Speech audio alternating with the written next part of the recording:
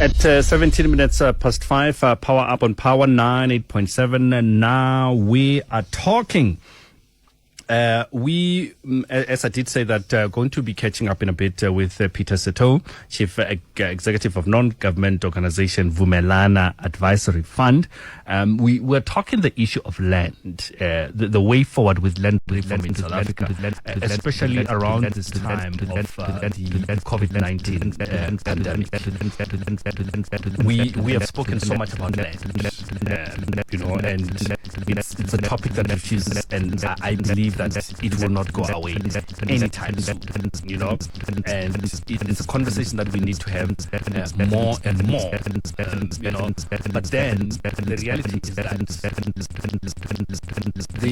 those in power are not having, or are they not having the right intentions or the right conversations? Our guest, Peter Setou, the Chief Executive of non-government organization Vumelana Advisory Fund, is going to be speaking to us about that. The way forward with land reform, if any, in South Africa, especially in this time of COVID-19. Peter, good morning and welcome to Power. Good morning to you, Gwen, and good morning to your listeners. Thank you very much for coming to talk to us.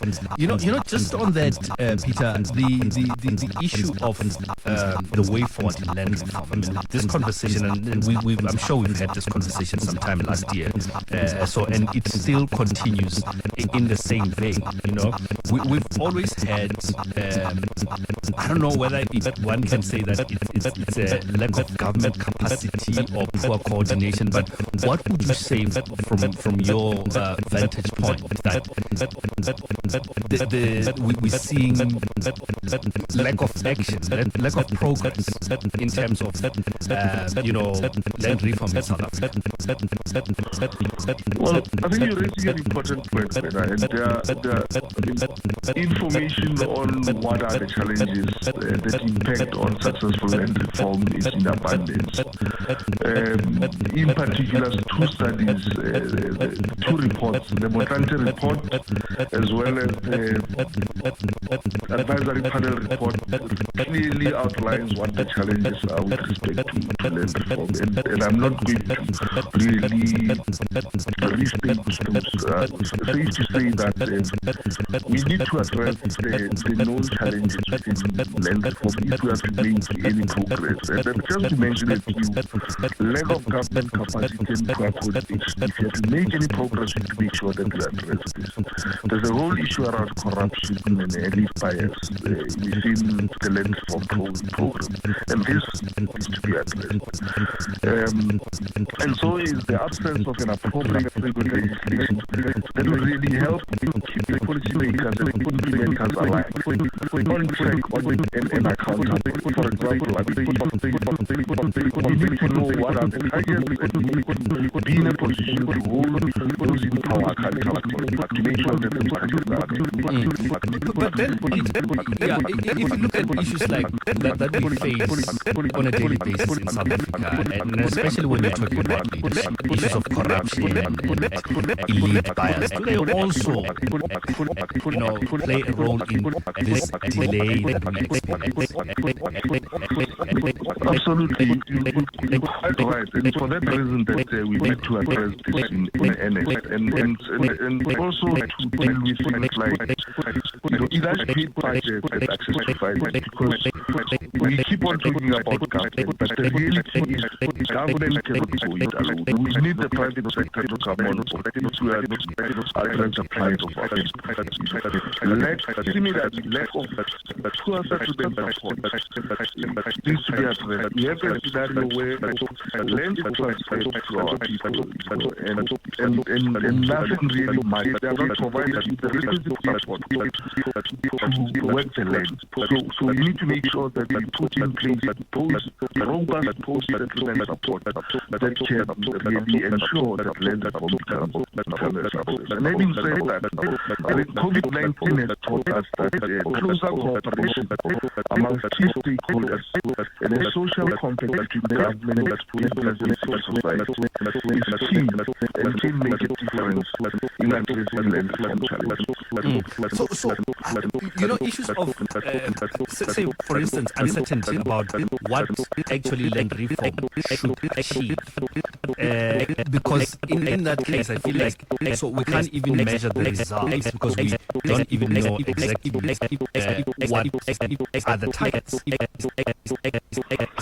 No, you're quite right. I mean, if you can't measure what you want to really achieve, you may as well stop and go back to the drawing board. So you really an important point. And for that reason, that all the relevant group areas must come on board. And we should agree on what is the plan reform should achieve. I mean, just to mention a few, we do balance, for example, the land use land is acquired. What was touched on the current debate around this land is not good.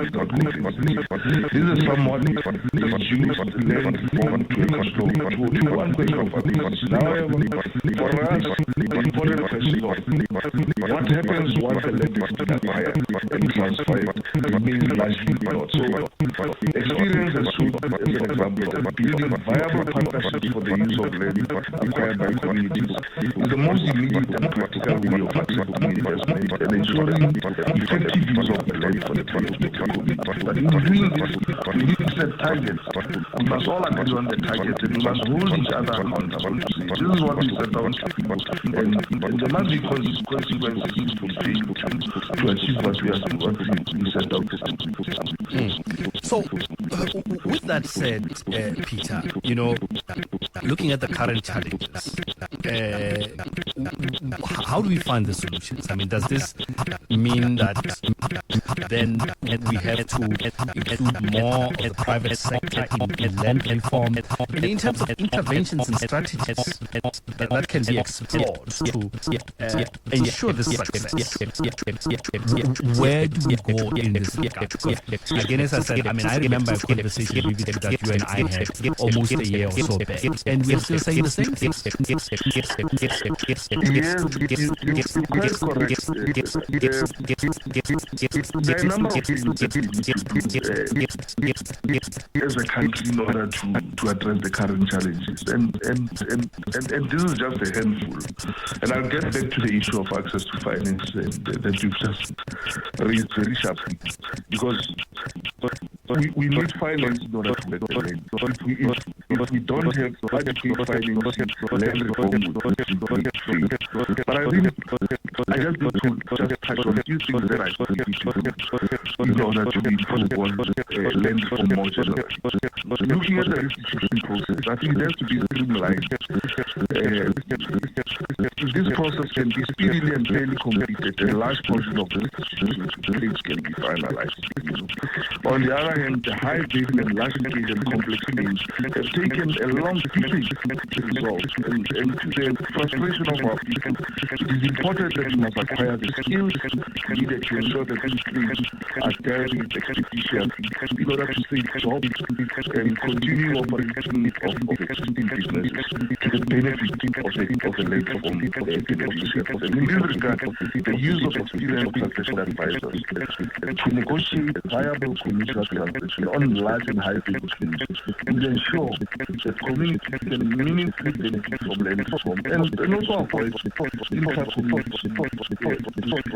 With regard to finding, I need to develop funding mechanisms for financial land reform. There is established that the demand of capital and funds exceeds the available funds. So restrictions and access to finance a guarantee or a similar mechanism is required to really do land reform projects to the foundation. And I think there's a lot more that the private sector can bring But Peter, where do you think, in anything, and very briefly, if I may, actually before we do that, because we are really out of time, let me squeeze in KGM from Rustum. KGM, go for it. Good morning. Good morning, without a waste of time, the elephant in the room when it comes to this issue of land is our failure to own up. I'm listening to your guest saying what frustrates our people on the ground. That excludes him. And that's the language that I would like to talk. Secondly, the part where we allowed, for instance, with this so-called Codesa agreement, which had far-reaching implications of the agreements, including the so-called sunset process that we just talk about because we hear them being talked about. If we are to get to hearing the detailed agreement of Codesa, then we would understand why it is so difficult for us to be able to access land and why politicians or government, as it were, deliberately ignored fundamental issues of funding, for instance. I mean, what's the point when even if I can give you, even if I can give you the promised piece of land and you don't have the resources, you will not be able to develop that land. Okay, KGM, we're going to have to leave it there. Unfortunately, we're out of time. Peter, in response and in conclusion, if you can, in a minute. Well, I think the caller has really was spot on. We need to make sure that we provide full settlement support. And now the government cannot go it alone. And the most expedient way through which we can address land reform is to bring the private sector into equation. And we need to really bring them in earnest so that we can have community and private partnerships in order to drive land reform and ensure that our people can meaningfully benefit from the land reform program.